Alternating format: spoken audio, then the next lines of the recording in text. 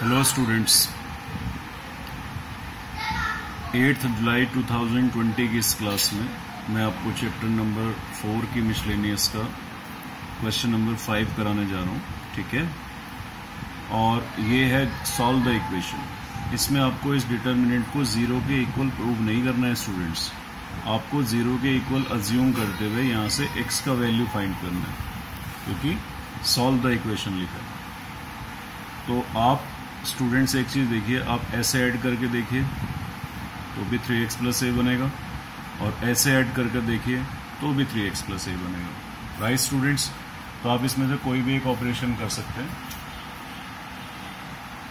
ठीक है, मैंने जैसे ऑपरेशन किया r1 approaches to r1 plus r2 plus r3, means मैं ऐसे ऐड करूंगा, मैं इस तरह से ऐड करूंगा।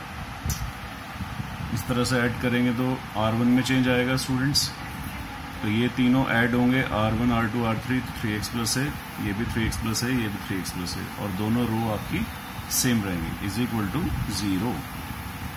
3x plus a may be taken as common. Here 1 1 1 is left. x plus 1 x plus 1 is equal to 0 will remain same. Now I have told you earlier, whenever there is a combination of 3 ones, you will make 2 zeros in that particular row or in that particular column. Suppose 1 1 1 combination is there in any particular column, you will make 2 zeros in that particular column. And conversely, if this 1 1 1 combination exists in any row, then you will make 2 zeros in that particular row. No tension, no problem at all. So here when you subtract this and this, it will be C1 approaches to C1 minus C2, and if you subtract this and this will be C2 approaches to C2 minus C3, right? तो अगर ऐसे less कर रहे हैं या add कर रहे हैं तो वो हो जाता है कॉलम्स, और अगर ऐसे लेस या ऐड कर रहे हैं तो वो हो जाता है रो। तो आपने ऐसे लेस किया, 1 में से 1 लिया, 0 हो गया। x में से x minus x plus a less होगा, माइनस a आ जाएगा।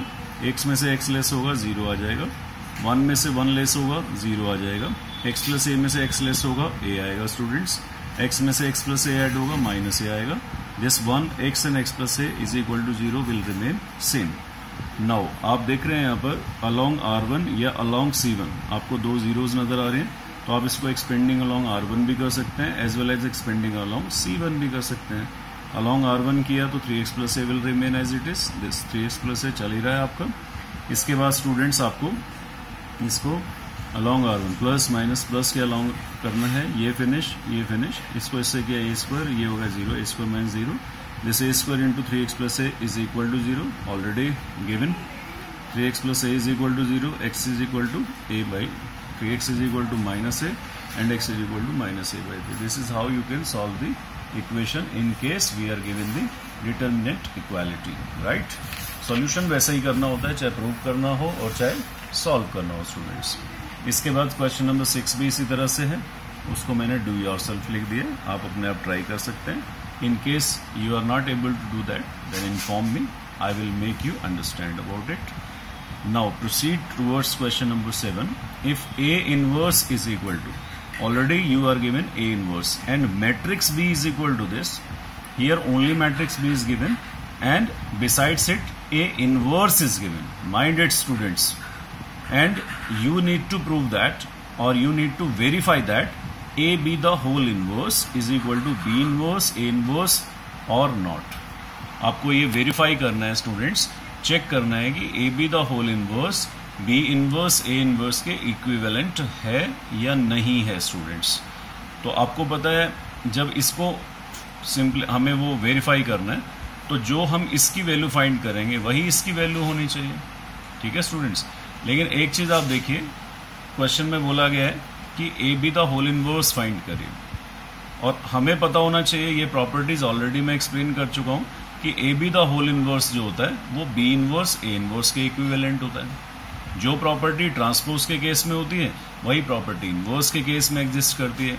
If it is A B the whole transpose, then it will be equal to B transpose A transpose. Here this is the clear cut case of inverse function, so A B the whole inverse must be equal to B inverse A inverse. B inverse A inverse is already given to us, B inverse we can find how, by using this formula. A inverse is equal to 1 upon determinant of A into adjoint of A. You will write here B inverse is equal to 1 upon determinant of B into adjoint of B. Right? B inverse you calculate with the help of this formula and multiply B inverse, whatever you get from this formula, and A inverse is already given, multiply them, you will get AB the whole inverse. Right students? And question number 8 is the similar type. Do yourself. तो कुछ questions ऐसे होते हैं students जिनको आप try कर सकते हैं on the basis of the problems done by us in the online classes. Question number 9 is evaluate and 10 is also evaluate, दोनों सेम है. अब इसमें इवेल्युएट करना है, हमें इसका RHS नहीं पता है, लेकिन स्टूडेंट्स इसको हमें सिंप्लीफाई तो करना पड़ेगा. तो सिंप्लीफाई करेंगे तो आप इसको ऐसे ऐड करिए तो भी 2x + 2y होगा, और ऐसे ऐड करेंगे तो भी 2x + 2y होगा. So either you can apply R1 approaches to R1 + R2 + R3, और you can apply C1 approaches to C1 + C2 + C3. तो ये अप्लाई कर देना, वहां से twice of x + y common आ जाएगा, 1 1 1 की स्टेज बन जाएगी. उस 1 1 1 की स्टेज को अभी मैंने प्रीवियस क्वेश्चन में एक्सप्लेन किया था, आप 2 जीरोज बना दीजिए, देन उसके बाद उसको एक्सपैंड कर दीजिए. सिमिलरली क्वेश्चन नंबर 10 है स्टूडेंट्स. ये करने के बाद आप इसको देख लीजिए, इसमें ऑलरेडी 1 1 1 बना हुआ है, तो ये क्वेश्चन इससे भी ज्यादा सिंपलेस्ट फॉर्म में. आपको जस्ट 2 जीरोज बनानी है. सो इस 1 में से ये 1 लेस कर दो, R1 approaches to R1 - R2, और इस 1 में से ये 1 लेस कर दो, R2 approaches to R2 - R3. Then you will get 2 zeros along this C1 and expand it. So these are very simple problems, right? Now, using properties of determinants in exercises 11 to 15, prove that. Now, in these problems 11 to 15, these 5 problems, we need to prove the LHS is equal to RHS.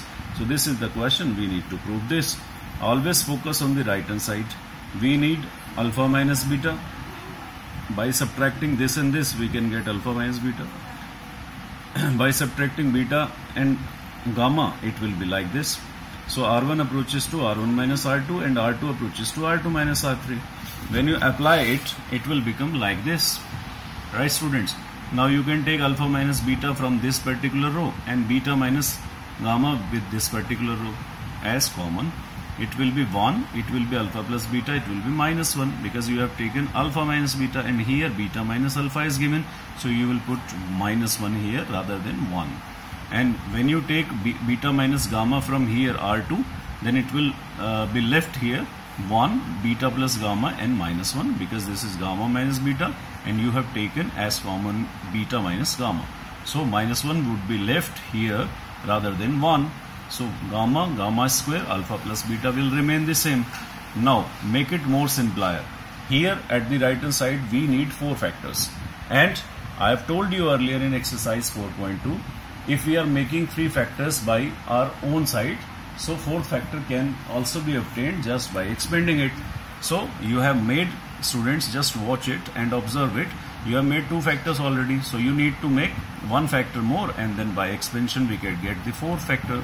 So R2 here you can make, here we need gamma minus alpha. So here it is gamma, here it is alpha. When you subtract them, beta and beta will get cancelled. Gamma minus alpha would be there. So it will be like this. R2 approaches to R2 minus R1. It will be like this.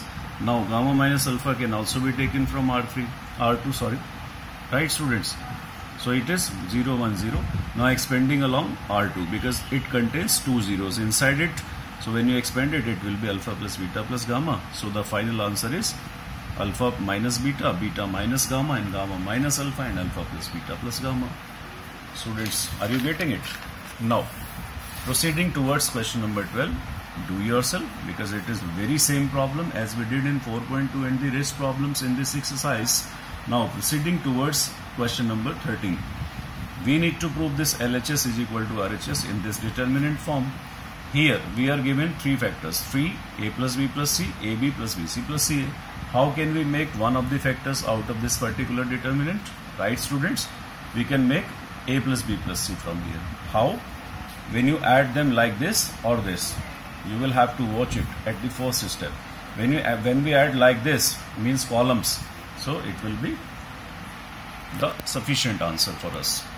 C1 approaches to C1 plus C2 plus C3, it will become, the तीनों को add करेंगे A plus B plus C, A plus B plus C, A plus B plus C. C1 में change आ गया, इसके according ठीक है, arrow से पहले भी C1, एरो के बाद भी C1, बाकी सेम रहेगा C2 C3। A plus B plus C common आ गया, यहाँ 1 1 1 आएगा। इस 1 1 1 को आप फिर से इसमें से इसको लेस करके 2 जीरोस बना दीजिए, देन एक्सपैंड कर दीजिए। एक्सपैंड कर कर आपका ये कुछ इस तरह से आ जाएगा स्टूडेंट्स। ये यहाँ पर एक्सपैंड कर दिया मैंने अलोंग C1। अलोंग C1 क्यों किया? क्योंकि इसमें 2 जीरोस हैं। ये सॉल्व किया तो ये आपका 3AB plus 3BC plus 3CA आ गया। यहाँ से 3 को कॉमन ले लिया तो आपका डिजायर्ड RHS हो गया स्टूडेंट्स। ठीक है स्टूडेंट्स, इस तरह से आप इसको सॉल्व कर सकते हैं। Thank you very much.